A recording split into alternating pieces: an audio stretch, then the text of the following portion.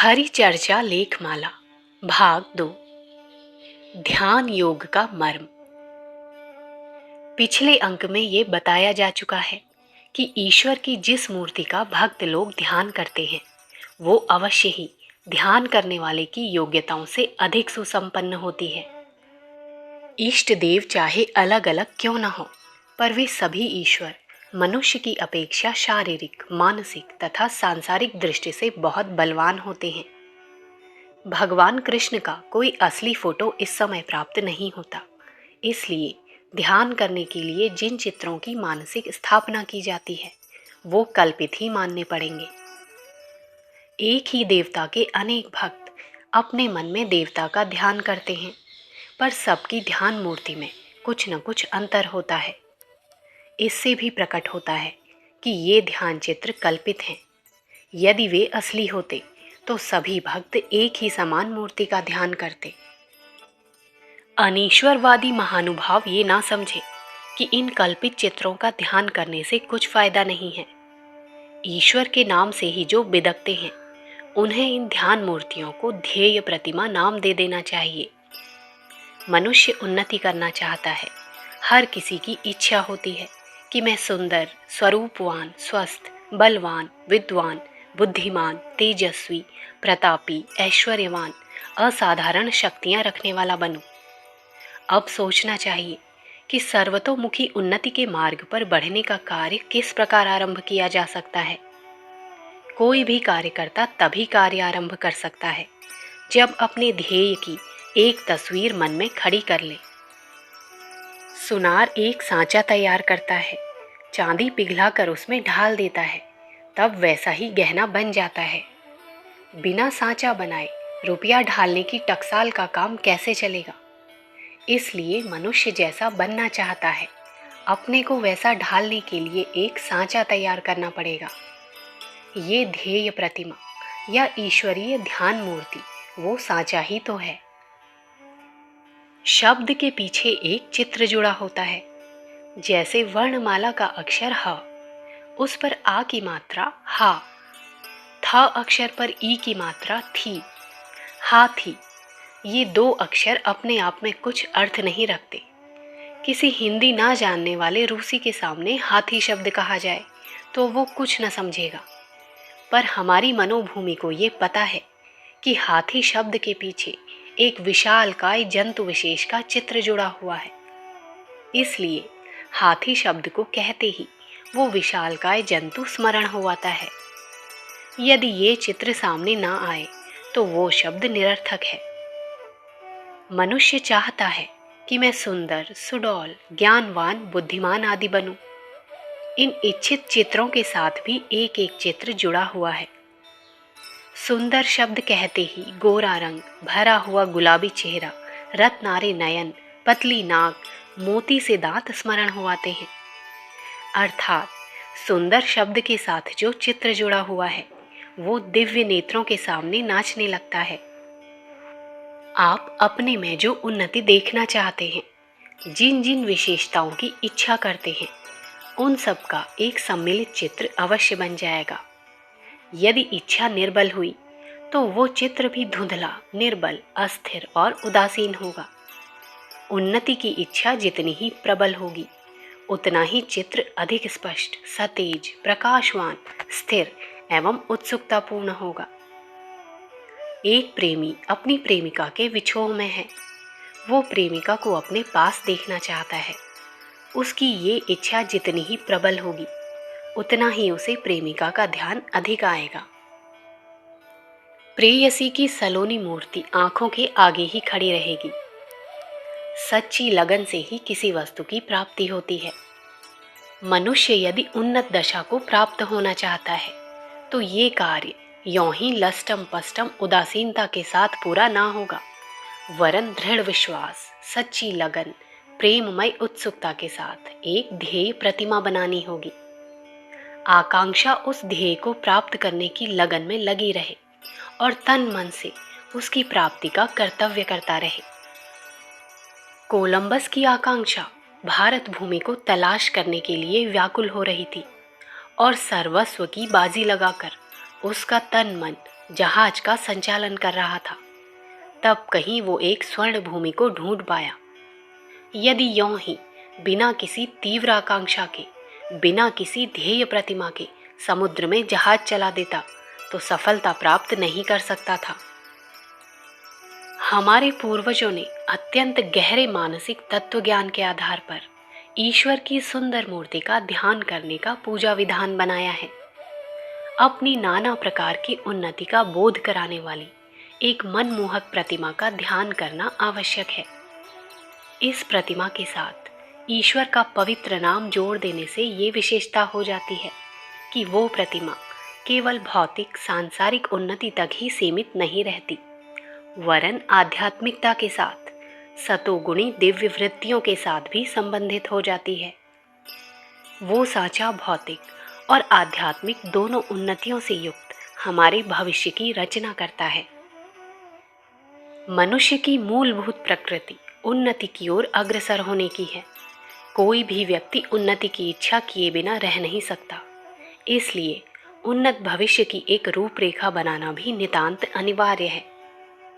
विष्णुलोक, गौलोक, स्वर्ग, बहिष्ठ, हेवन आदि स्थान संबंधी कल्पना है। मुक्ति, स्वर्ग प्राप्ति आदि अवस्था संबंधी कल्पनाएं उसी ध्येय अवस्था की बोधक है जिसकी प्रायः हर व्यक्ति इच्छा किया करता है।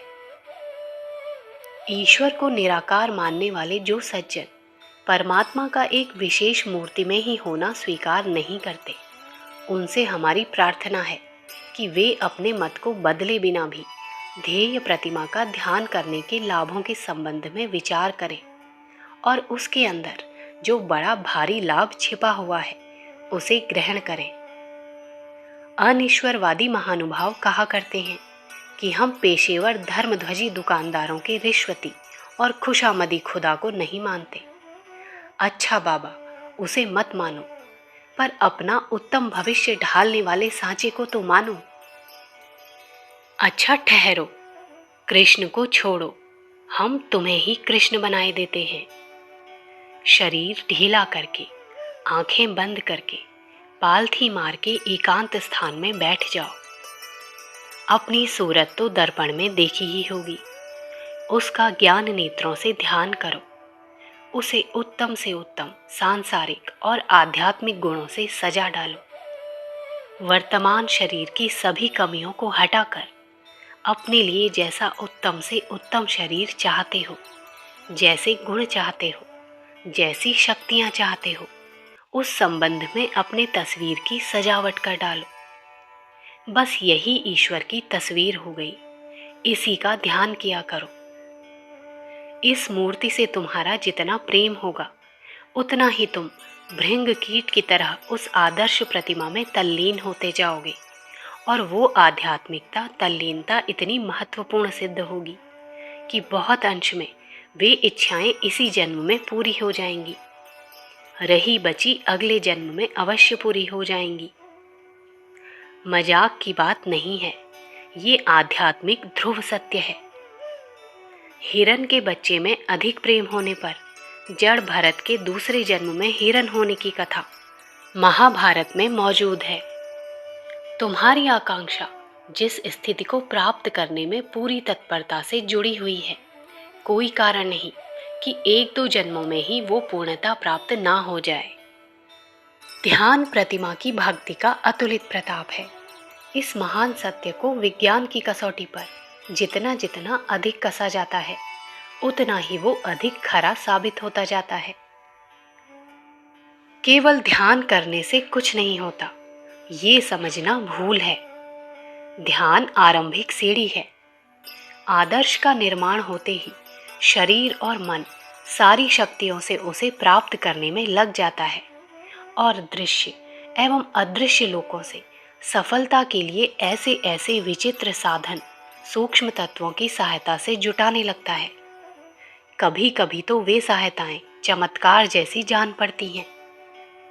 कई बार भगत लोग बड़े आलसी, दरिद्र, अकर्मण्य, दुर्गुणी तथा अवनति की ओर गिरते देखे जाते हैं। ये भगत लोग असल में भक्ति की झूठी विडंबना करते हैं। उनका भगतपना पेट पालने का, या सस्ती वाहवाही लूटने का एक जरिया है। सच्चा ध्यान योगी ईश्वर की पवित्र मूर्ति में अपने को तल्लीन कर देता है, अथवा यूं कहिए कि आत्मोन्नति की जो सबसे ऊंची सर्वगुण संपन्न ध्येय प्रतिमा बनाई है, उसके साथ तदाकार होने के लिए प्रेम पूर्वक विह्वल हो जाता है। भक्ति का सच्चा तत्व यही है। भक्ति का महाविज्ञान इतना सत्य है कि उसके प्रत्यक्ष परिणाम को चाहे जो अनुभव कर सकता है। आप कैसे बढ़ना चाहते हैं, उसका एक मजबूत नक्शा बनाकर उसमें सफल होने के लिए प्राणपण से तल्लीन हो जाइए। फिर कुछ ही दिनों में भक्ति का जादू देखिए, आपकी काया पलट हो जाएगी, काफिला कहीं का कहीं पहुंच जाएगा। आपकी जीवन दशा में आश्चर्यजनक परिवर्तन हो जाएगा। आत्मोन्नतिकारी प्रचंड विद्युत प्रवाह आपकी नस नस में दौड़ने लगेगा। लालटेन के ऊपर जिस रंग का कांच लगा दिया जाए, उसी रंग की रोशनी होने लगती है। जैसा जीवन ध्येय निश्चित हो जाता है, उसी के अनुरूप शरीर के कार्य और मन के कार्य दिखाई देने लगते हैं। पेशेवर भगत लोग भक्ति का कैसा विकृत और नाशकारी रूप बनाए बैठे हैं, इस संबंध में पाठक स्वयं ही सब कुछ जानते हैं। उस गड़ी हुई दुर्गंध को उखाड़कर बदबू बढ़ाने की इस समय हमारी इच्छा नहीं है।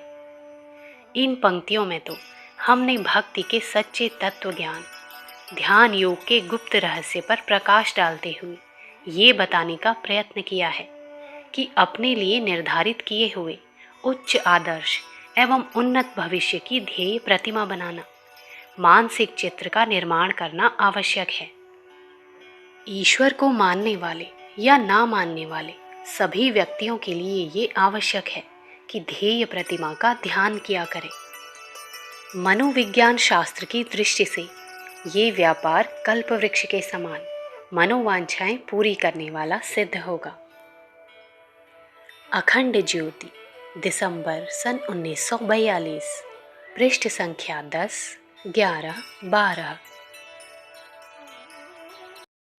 हमारे YouTube चैनल विचार क्रांति दूत अखंड ज्योति पत्रिका को सब्सक्राइब करें एवं अगली वीडियोस प्राप्त करने के लिए बेल आइकन दबाएं। धन्यवाद।